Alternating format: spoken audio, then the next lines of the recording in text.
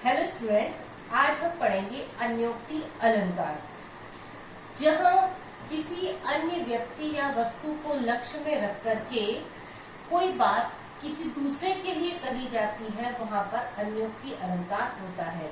यानी किसी दूसरे को लक्ष्य में रख करके आप कह सामने वाले से रहे हैं, लेकिन आपका उद्देश्य, आपका लक्ष्य कोई दूसरा ही व्यक्ति या वस्तु है, तो वहाँ पर क्या होता है, अन्योक्ति होता है। तो किसी अन्य व्यक्ति या वस्तु को लक्ष्य में रखकर, उसको ध्यान में रखकर, अपने सामने रखकर किसी के लिए कोई बात कही जाए तो वहाँ अन्योक्ति अलंकार होता है। या जैसे ये भी बोल सकते हैं कि जहाँ अप्रस्तुत के माध्यम से प्रस्तुत का बोध किया जाता है, अप्रस्तुत के माध्यम से प्रस्तुत के बारे में बताया जाता है, वहाँ पर अन्योक्ति अलंकार होता है। अन्योक्ति का अर्थ होता है अन्य के लिए उक्ति, किसी दूसरे के लिए कही बात। ऐसा लगेगा जैसे हम कह तो सामने वाले के लिए रहे हैं, लेकिन वास्तव में ये सामने वाले के लिए न होकर किसी अन्य के लिए, कोई दूसरे जो परोक्ष में है उसके लिए जो बात की जाती है, वहाँ पर अन्योक्ति होता है। उदाहरण के माध्यम से हम इस बात को समझते हैं कि स्वार्थ सुकृत न श्रमो व्यथा, देखी विहंग विचारी, बाज पराए पानी परी, तू पच्चू न मारी। अब इस जो पंक्ति है, जो दोहा है, इसमें बिहारी जी का है। ऐसा लग रहा है कि जो बिहारी जी है वो किसी बाज पक्षी को के लिए कह रहे हैं कि तो किसी दूसरे पक्षियों के हाथ में पड़ करके उस निर्दोष, इस निर्जीव, मतलब उस बेकसूर पक्षी की हत्या मत कर। लेकिन वास्तव में बिहारी जी बाज को अपने सामने रखकर राजा जयसिंह को लक्ष्य करके बात कह रहे हैं। इसका अर्थ इस प्रकार है कि स्वार्थ सुकृत न श्रम होता, ना तो तुम्हारा कोई स्वार्थ सिद्ध है इसमें, और जो तुम्हारा श्रम है वो भी कैसा है, बेकार ही जाएगा, व्यर्थ ही जाएगा।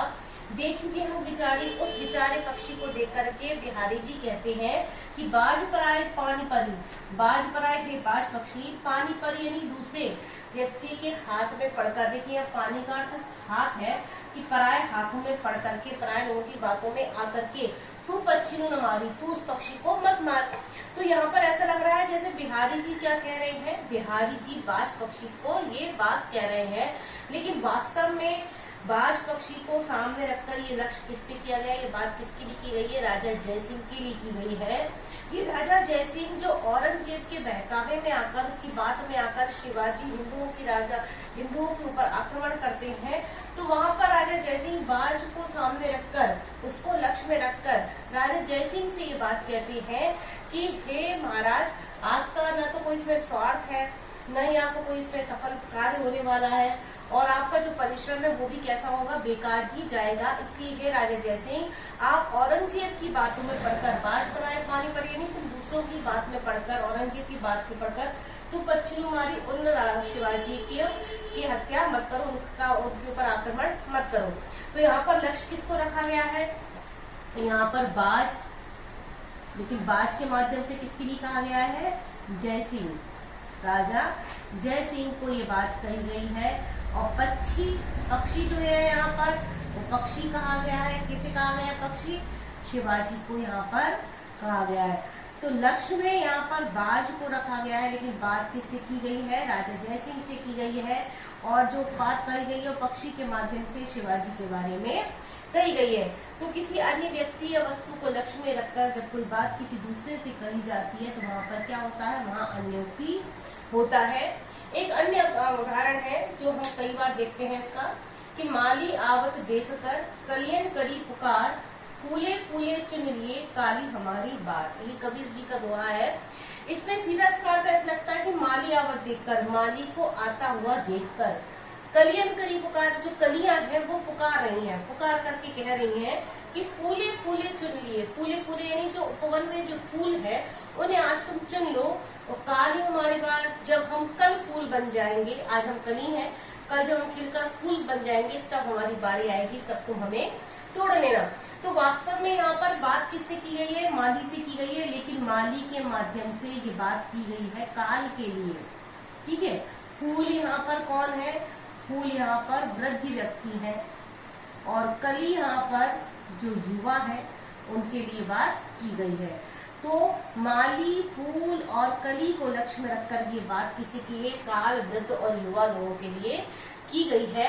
माली यहाँ पर सामने रखा हुआ लक्ष्य है, लेकिन बात काल के बारे में की गई है कि वह कहते हैं कि माली आवत देखकर, काल को आता हुआ देखकर जो युवा व्यक्ति है वो पुकार रहे हैं कि फूले फूले चुन लिए, यानी आज जो वृद्ध व्यक्ति उन्हें तुम ले जाओ अपने साथ, काल हमारी बार, जब कल हम वृद्ध हो जाएंगे तब हमारी बारी आएगी।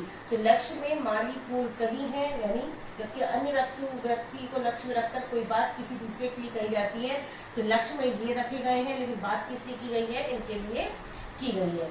एक और उदाहरण है कि दीर्घस आदर पाए के करिले आप बखान का, जो लोग काग सरात पख तोनो तो सम्मान।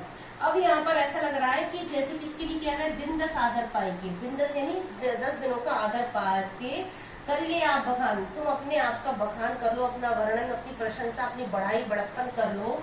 जो लोग काग सरात पर, अब ऐसा लग रहा है कि बात किससे की गई है, काग यानी कौवे को कही गई है। तो कवि कहते हैं कि जो लोग काग सरात पर, ये कौवे जब तक ये श्राद्ध पक्ष है, कौन से पक्ष है, श्राद्ध पक्ष है, तौलो तो सम्मान, तब तक ही तुम्हारा क्या है, सम्मान है।